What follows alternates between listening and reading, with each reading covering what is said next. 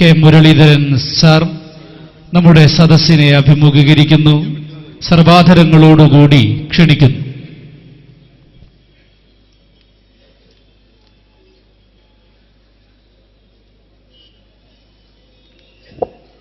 വേദിയിൽ ഉപവിഷ്ടരായ മതപണ്ഡിതന്മാരെ, പ്രിയ സഹോദരങ്ങളെ, സമസ്തയുടെ ആഭിമുഖ്യത്തിൽ ശരീഅത്ത് സംരക്ഷണ സമ്മേളനത്തിനോടനുബന്ധിച്ച് ഏക സിവിൽ കോഡിനെ കുറിച്ചൊരു ചർച്ചയാണ് ഇന്ന് ഈ വേദിയിൽ നടക്കുന്നത്. തീർച്ചയായിട്ടും ഇന്ന് ഇന്ത്യ രാജ്യത്തെ ഏറ്റവും അധികം ചർച്ചാ വിഷയമായ ഒരു വിഷയത്തിൽ സമസ്തയുടെ ശക്തമായ അഭിപ്രായം രേഖപ്പെടുത്തുന്ന ഒരു മഹാസമ്മേളനമാണ് ഇന്നിവിടെ ചേർന്നിട്ടുള്ളത്. തീർച്ചയായിട്ടും ഈ സമ്മേളനത്തിൽ പങ്കെടുക്കാൻ കഴിഞ്ഞതിലും അല്പസമയം വേദി പങ്കിടാൻ കഴിഞ്ഞതിലൊക്കെ വളരെ സന്തോഷവും ചാരിതാർത്ഥ്യവുമുണ്ട്. ഇന്നത്തെ വിഷയം ഏക സിവിൽ കോഡിനെ കുറിച്ചാണ്.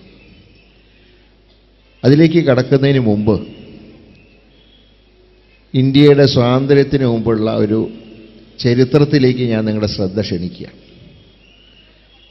നമ്മൾ ചരിത്രം, ഞാനും നിങ്ങളിൽ മഹാഭൂരിപക്ഷ ആളുകളും സ്വതന്ത്ര ഭാരതത്തിൽ ജനിച്ചവരാണ്. നമുക്ക് സ്വാതന്ത്ര്യ സമരത്തിനെ കുറിച്ചൊക്കെ ചരിത്രം വായിച്ചിട്ടുള്ള അറിവേയുള്ളൂ. പക്ഷെ ഒരു പ്രധാനപ്പെട്ടൊരു കാര്യം, ഇന്ത്യക്ക് സ്വാതന്ത്ര്യം കിട്ടുന്നതിന് തൊട്ട് മുമ്പ് നടന്ന രണ്ടാം ലോകമഹായുദ്ധം. ആ രണ്ടാം ലോകമഹായുദ്ധം അവസാനിച്ച് ബ്രിട്ടനിൽ തെരഞ്ഞെടുപ്പ് നടന്നപ്പോൾ, അപ്പോൾ നമ്മൾ 200 വർഷക്കാലം ബ്രിട്ടന്റെ അടിമയായിട്ടിരിക്കുക. 1945 ബ്രിട്ടനിൽ ഇലക്ഷൻ നടന്നപ്പോൾ ആ തെരഞ്ഞെടുപ്പിൽ വിജയിച്ചു വന്നത് ലേബർ പാർട്ടിയാണ്. അതുവരെ ഭരിച്ചിരുന്നത് യാഥാസ്ഥിതിക കക്ഷിയാണ്. അന്ന് വിൻസ്റ്റൺ ചർച്ചിലാണ് രണ്ടാം ലോകമഹായുദ്ധത്തിൽ ബ്രിട്ടനെ വിജയത്തിലേക്ക് നയിച്ചത്. സഖ്യകക്ഷികളിൽ പ്രമുഖനായിരുന്നു വിൻസ്റ്റൺ ചർച്ചിൽ. പക്ഷെ ഇലക്ഷൻ വന്നപ്പോൾ ബ്രിട്ടീഷ് ജനത പറഞ്ഞു, യുദ്ധകാലത്തെ പ്രധാനമന്ത്രി സമാധാന കാലത്ത് വേണ്ട, സമാധാന കാലത്തേക്ക് പറ്റിയ പ്രധാനമന്ത്രിയല്ല വിൻസ്റ്റൺ ചർച്ചിലെന്ന് ബ്രിട്ടീഷ് ജനത വിധി എഴുതുകയും ലേബർ പാർട്ടി ഗവൺമെൻറ് അധികാരത്തിൽ വരികയും ചെയ്തു. ആ ലേബർ പാർട്ടി ഗവൺമെൻറ്റിൻ്റെ തലവൻ ക്ലെമന്റ് ആറ്റ്ലിയായിരുന്നു. ആ ക്ലെമന്റ് ആറ്റ്ലി പാർലമെന്റിൽ അദ്ദേഹം വിജയിച്ച് പ്രധാനമന്ത്രി പദം ഏറ്റെടുത്തതിന് ശേഷം ബ്രിട്ടീഷ് പാർലമെന്റിൽ അദ്ദേഹം നടത്തിയ പ്രധാന പ്രഖ്യാപനം ഇന്ത്യയുടെ സ്വാതന്ത്ര്യം സംബന്ധിച്ചായിരുന്നു. ഇന്ത്യക്ക് സ്വാതന്ത്ര്യം കൊടുക്കാൻ പോവാണ്. ഇന്ത്യയെ ഇന്ത്യൻ യൂണിയൻ എന്നും പാകിസ്ഥാൻ എന്നും രണ്ട് രാജ്യങ്ങളാക്കിക്കൊണ്ട് 47 ഇന്ത്യക്ക് 2 വർഷം കൊണ്ട് ഇന്ത്യക്ക് സ്വാതന്ത്ര്യം നൽകും എന്ന് അന്ന് ക്ലെമന്റ് ആറ്റ്ലി പ്രഖ്യാപിച്ചു. അതിൻ്റെ ഭാഗമായിട്ട് അന്ന് ഇന്ത്യയിൽ വൈസ്രോയി ആയിരുന്ന വേവൽ പ്രഭുവിനെ തിരിച്ചു വിളിച്ചിട്ടാണ് മൗണ്ട് ബാറ്റൻ പ്രഭുവിനെ ഇവിടെ വൈസ്രോയി ആക്കുന്നത്. അപ്പോൾ ഈ പ്രഖ്യാപനം അറിഞ്ഞപ്പോൾ അധികാരം നഷ്ടപ്പെട്ട വിൻസ്റ്റൺ ചർച്ചിൽ അദ്ദേഹം ഒരു കാര്യം പറഞ്ഞു. അദ്ദേഹം പറഞ്ഞു, എൻ്റെ പാർട്ടിയായിരുന്നു ഈ തെരഞ്ഞെടുപ്പിൽ വിജയിച്ചിരുന്നെങ്കിൽ ഞാൻ ഇന്ത്യക്ക് 50 വർഷം ഞാൻ സ്വാതന്ത്ര്യം കൊടുക്കില്ലേ. അദ്ദേഹം പറഞ്ഞ കാരണം എന്താ അറിയോ? ഇന്ത്യയിൽ ഇന്ത്യക്കാരില്ല. അവിടെ ഹിന്ദുക്കളും മുസൽമാനും ക്രിസ്ത്യാനിയും ബൗദ്ധരും പാഴ്സിയൊക്കെയാണ്. ഒരു മതമില്ല, ഒരു പൊതുഭാഷയില്ല, ഒരു പൊതു സംസ്കാരമില്ല. ഇവർക്ക് കിട്ടിയ സ്വാതന്ത്ര്യം 10 വർഷം പോലും ഇവർക്ക് കൊണ്ടു നടക്കാൻ കഴിയില്ല. ഇന്ന് നമുക്ക് സ്വാതന്ത്ര്യം കിട്ടിയിട്ട് 70 കൊല്ലം കഴിഞ്ഞു. എന്തുകൊണ്ടാണ് ഈ വിൻസ്റ്റൺ ചർച്ചിൽ പറഞ്ഞ എല്ലാ കാര്യങ്ങളും ഇന്ത്യയിലുണ്ട്? ഇന്ത്യക്ക് ഒരു പൊതുവായിട്ടുള്ള മതവുമില്ല. ഇവിടെ മതങ്ങളും ജാതികളും ജാതിക്കകത്ത് ഉപജാതികളും എല്ലാം ഉണ്ട് ഈ രാജ്യത്ത്. കേരളത്തിൻ്റെ സംസ്കാരമല്ല തമിഴ്നാടിൻ്റെ സംസ്കാരം, തമിഴ്നാടിൻ്റെ സംസ്കാരമല്ല ഗുജറാത്തിൻ്റെ സംസ്കാരം. ഇപ്പോൾ 29 സംസ്ഥാനങ്ങളായി, 29 ഭാഷകൾ. ദേശീയ ഭാഷ ഹിന്ദിയാണ്, പക്ഷേ നമ്മൾ വല്ല ഹിന്ദി പഠിച്ചിട്ടില്ല. ഇങ്ങനെയൊക്കെ വൈരുദ്ധ്യങ്ങൾ ഒരുപാടുള്ള രാജ്യമാണ് ഇന്ത്യ രാജ്യം. ഈ രാജ്യം എങ്ങനെ 70 കൊല്ലക്കാലം മുന്നോട്ട് പോയി? അതിൻ്റെ ഏറ്റവും പരമപ്രധാനമായ കാര്യം നമ്മുടെ ഭരണഘടനയാണ്. ഇന്ത്യക്ക് സ്വാതന്ത്ര്യം കിട്ടിയപ്പോൾ ഭരണഘടന എഴുതാൻ അന്ന് പണ്ഡിറ്റ് ജവഹർലാൽ നെഹ്റു തെരഞ്ഞെടുത്തത് ഡോക്ടർ അംബേദ്കറെയാണ്. അന്ന് കോൺഗ്രസ് മാത്രമേ ഉള്ളൂ ഈ രാജ്യത്തിന് സ്വാതന്ത്ര്യം കിട്ടുമ്പോൾ. അംബേദ്കർ ഒരു കോൺഗ്രസ്സുകാരനായിരുന്നില്ല. മാത്രമല്ല കോൺഗ്രസിൻ്റെയും ഗാന്ധിജിയുടെയും നയങ്ങളെ ഒരു പരിധിവരെ വിമർശിച്ച ആളുമായിരുന്നു. പക്ഷേ പണ്ഡിറ്റ് ജവഹർലാൽ നെഹ്റു പറഞ്ഞു, ഇത്രയും വൈരുദ്ധ്യങ്ങൾ രാജ്യത്തിനെ മുന്നോട്ട് നയിക്കണമെങ്കിൽ ഇവിടെ ശക്തമായ ഒരു ഫൗണ്ടേഷൻ ഉണ്ടാവണം, ഒരു ഭരണഘടന ഉണ്ടാവണം. അത് നിർമ്മിക്കാൻ ഏറ്റവും യോഗ്യൻ ഡോക്ടർ അംബേദ്കറാണ്. അങ്ങനെയാണ് നമ്മുടെ ഭരണഘടനയ്ക്ക് രൂപം നൽകുന്നത്.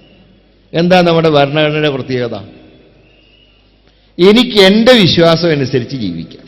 ഇപ്പം സന്ധ്യാസമയമായാൽ അമ്പലത്തിൽ മൈക്ക് വെച്ച് പ്രാർത്ഥനാ ഗാനങ്ങൾ ചൊല്ലാം.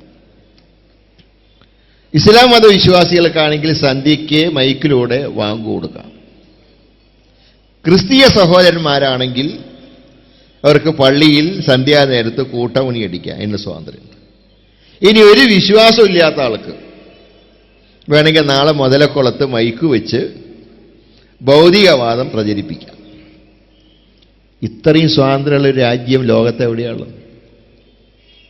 എല്ലാവർക്കും. പക്ഷെ ഒരു നിബന്ധനയുണ്ട്, പരസ്പരം മോശമായി ചിത്രീകരിക്കാൻ പാടില്ല. ഒരു ഹിന്ദുമത വിശ്വാസി ഒരിക്കലും ഇസ്ലാം മതവിശ്വാസിയെ മോശക്കാരനാക്കാൻ പാടില്ല. അങ്ങനെ വന്നാൽ ഇവിടെ നിയമമുണ്ട്. പക്ഷെ വിശ്വാസങ്ങൾ പ്രചരിപ്പിക്കാൻ, ഇതര മതങ്ങളെ ബഹുമാനിച്ചുകൊണ്ട് തന്നെ സ്വന്തം വിശ്വാസങ്ങൾ പ്രചരിപ്പിക്കാൻ നമ്മുടെ രാജ്യത്ത് സ്വാതന്ത്ര്യമുണ്ട്. അതേസമയത്ത് പാകിസ്ഥാനിലെ സ്ഥിതി എന്താന്ന് പറഞ്ഞാൽ, ശരീഅത്ത് നിയമമൊക്കെ ഉണ്ടെങ്കിലും അവിടെ പട്ടാളത്തിന് കുറ്റം പറയാൻ പാടില്ല. പട്ടാളത്തിന് കുറ്റം പറഞ്ഞാൽ ജാതി മതം നോക്കില്ല, പിടിച്ചകത്താക്കും, വിചാരണ ചെയ്യും, ശിക്ഷിക്കും. ഇന്ത്യയിൽ അങ്ങനെയല്ല. പട്ടാളത്തിൻ്റെ ഭാഗത്തുനിന്ന് വീഴ്ചയുണ്ടായാലും നമുക്ക് ചൂണ്ടിക്കാണിക്കാം. ഇപ്പോൾ കാശ്മീരിൽ പട്ടാളം ചില സന്ദർഭങ്ങളിൽ അവരുടെ പ്രവർത്തനങ്ങൾ ചിലപ്പോൾ മോശമായ രീതിയിലേക്ക് ചലിക്കുന്നു എന്ന് പലരും വിമർശിക്കാറുണ്ട്. ഇവിടെ ആരെങ്കിലും ഏതെങ്കിലും പട്ടാള കോടതി ശിക്ഷിച്ചിട്ടുണ്ടോ? ഏതെങ്കിലും സിവിൽ കോടതി ശിക്ഷിച്ചിട്ടുണ്ടോ? ഇല്ല. കാരണം വിമർശിക്കാനുള്ള, സതുദ്ദേശത്തോടെ വിമർശിക്കാനുള്ള അധികാരം നമ്മുടെ ഭരണഘടനയിലുണ്ട്. അങ്ങനെയുള്ള ഒരു ഭരണഘടനയുള്ളത് കൊണ്ടാണ് നമ്മുടെ രാജ്യം മുന്നോട്ട് പോകുന്നത്. ഇവിടെ ചിലർ പറയുന്നത് ഇതൊന്നും പാടില്ല, എല്ലാവർക്കും ഒരേ നിയമം വേണമെന്ന്. അതായത് ഈ നാനാത്വത്തിൽ ഏകത്വം എന്ന ഈ സംവിധാനത്തിൽ ഒരു തുള്ളി വെള്ളം ചേർത്താൽ പിന്നെ നമ്മുടെ രാജ്യമില്ല. എനിക്കുള്ള വിശ്വാസം എന്താ? ഞാനിവിടെ സുരക്ഷിതനാണ്. എൻ്റെ വിശ്വാസം അനുസരിച്ച് ജീവിക്കാൻ എനിക്ക് അധികാരമുള്ളൊരു മണ്ണാണ് ഇന്ത്യയുടെ മണ്ണ് എന്നല്ല എൻ്റെ ധാരണ, എൻ്റെ വിശ്വാസം. അതിനല്ലേ നിങ്ങളുടെ വിശ്വാസം? ആ വിശ്വാസം നഷ്ടപ്പെട്ടാൽ പിന്നെ നമുക്ക് രാജ്യത്തിനോട് സ്നേഹം ഉണ്ടാവൂ, രാജ്യത്തിനോട് കൂറുണ്ടാവൂ? ഇവിടെ ചിലർ പറയുന്നത് അങ്ങനെയല്ല. ഇപ്പോൾ ജമ്മു ആൻഡ് കാശ്മീർ എന്ന സംസ്ഥാനം, എന്തുകൊണ്ടാണ് കാശ്മീരിന് മാത്രം ഭരണഘടനയിൽ ഒരു പ്രത്യേകത? എന്താ? നമ്മുടെ നിയമങ്ങൾ ഭരണഘടനയിൽ വ്യാഖ്യാനിക്കുമ്പോൾ നിങ്ങളൊന്ന് വായിച്ചാൽ നിങ്ങൾക്കറിയാം, ചരിത്രം പഠിക്കുന്നവർക്കറിയാം.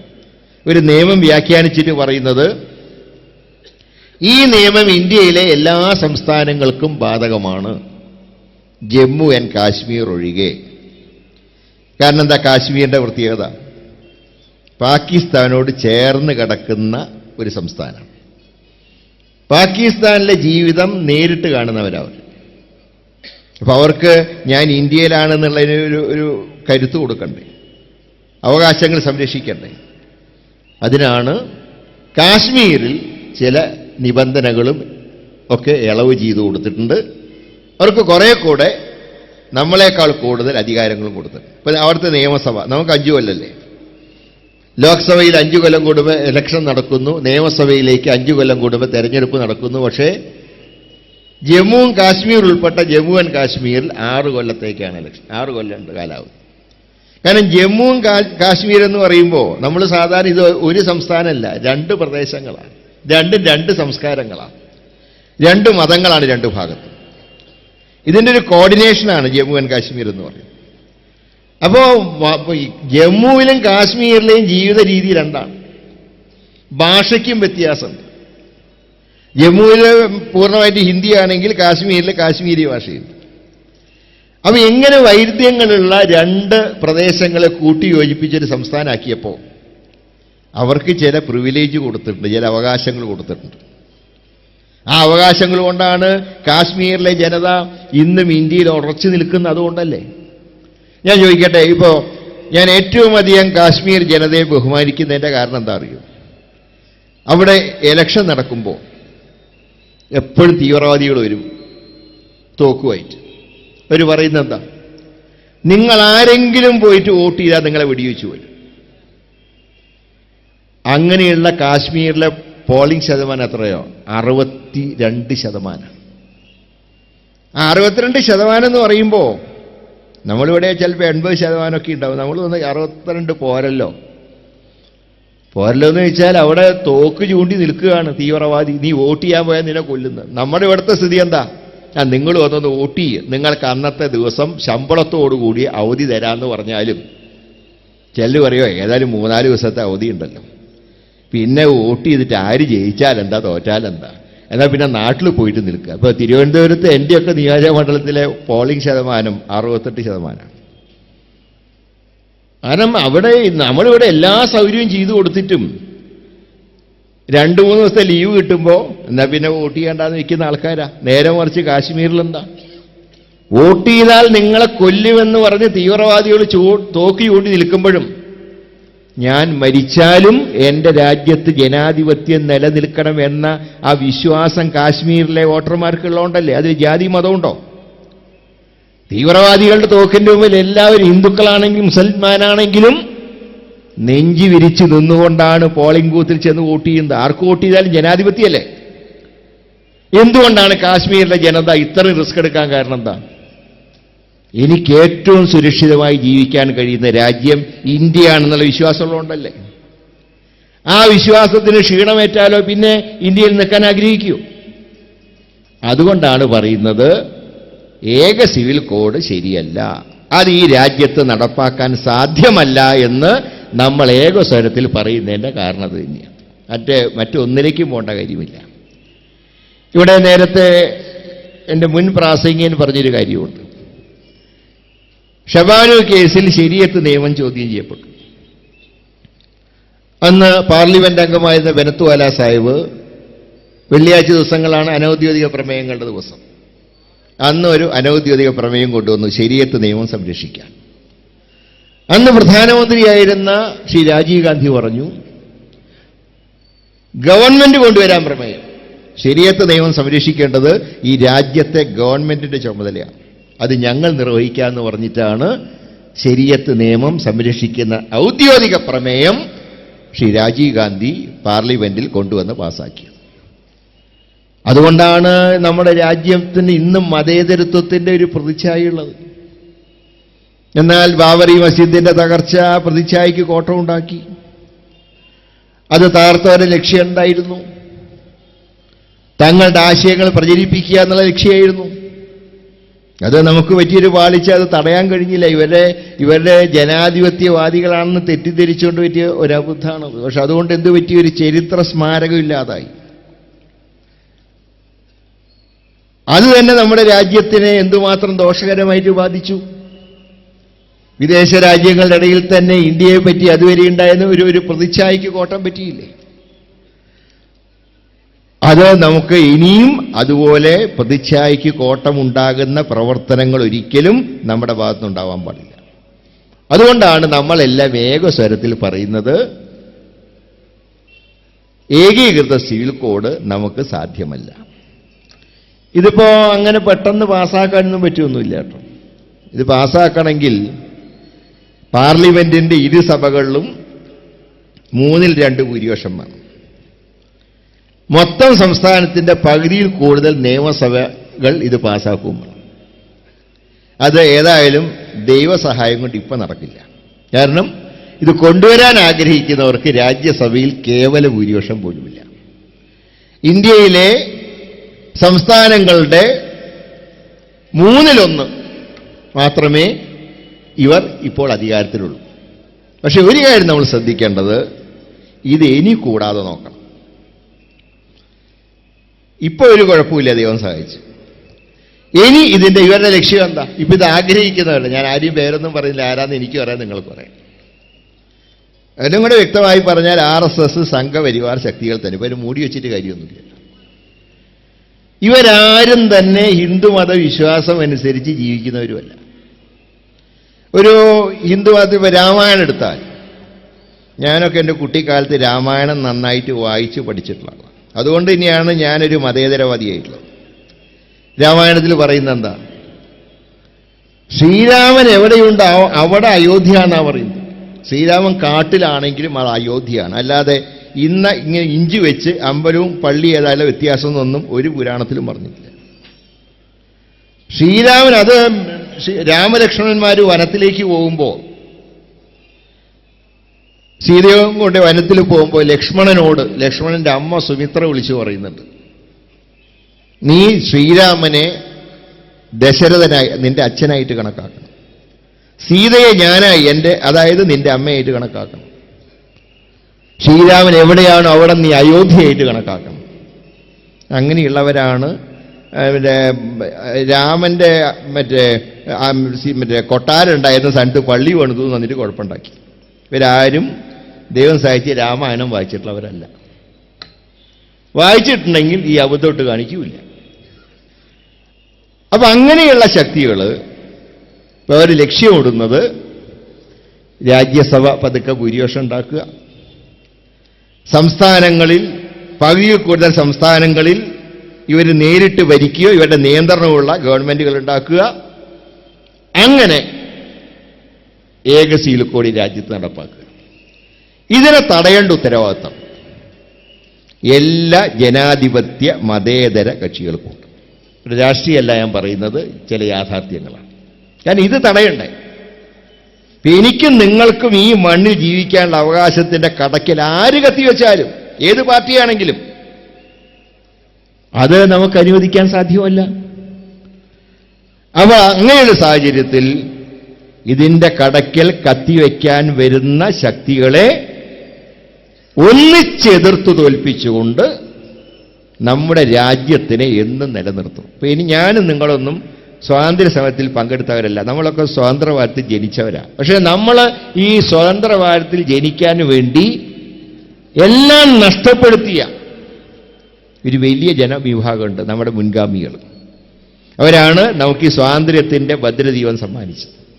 ഇത് സംരക്ഷിക്കുകയും നമ്മുടെ അടുത്ത തലമുറയ്ക്ക് കൈമാറുകയും ചെയ്യേണ്ട ഉത്തരവാദിത്വം നമുക്കെല്ലാവർക്കും ഉണ്ട്. അതുകൊണ്ട് ഞാൻ ദീർഘമായി സംസാരിക്കുന്നില്ല, ഇനിയും മതപണ്ഡിതന്മാർ സംസാരിക്കാൻ. ഒരു കാര്യം ഞാൻ ഉറപ്പിച്ചു പറയാം, ഒരു കാരണവശാലും ഏകീകൃത സീൽ കോഡ് നടപ്പാക്കാൻ നമ്മൾ ആരും അനുവദിക്കുന്ന പ്രശ്നമില്ല. എന്ത് വില കൊടുത്തും അതിനെ ചെറുത്തു തോൽപ്പിക്കും. ശരീഅത്ത് ഉൾപ്പെടെയുള്ള ഈ രാജ്യത്തെ മതന്യൂനപക്ഷങ്ങൾ അനുഭവിക്കുന്ന എല്ലാ സ്വാതന്ത്ര്യങ്ങളും നിലനിർത്താൻ എല്ലാം മറന്നുകൊണ്ട് ഒറ്റക്കെട്ടായി നമ്മൾ ഒരുമിച്ച് പോരാടും. അതിന് സർവശക്തൻ നമ്മളെ അനുഗ്രഹിക്കട്ടെ എന്ന് മാത്രം പ്രാർത്ഥിച്ചുകൊണ്ട് ഈ സമ്മേളനത്തിന് എല്ലാ വിജയാശംസകളും നേരുന്നു. നമസ്കാരം. ആസന്നമായ മദ്രസ റേഞ്ച് കലാമത്സരങ്ങളിലേക്ക് വേണ്ടി കോഴിക്കോട് ജില്ലാ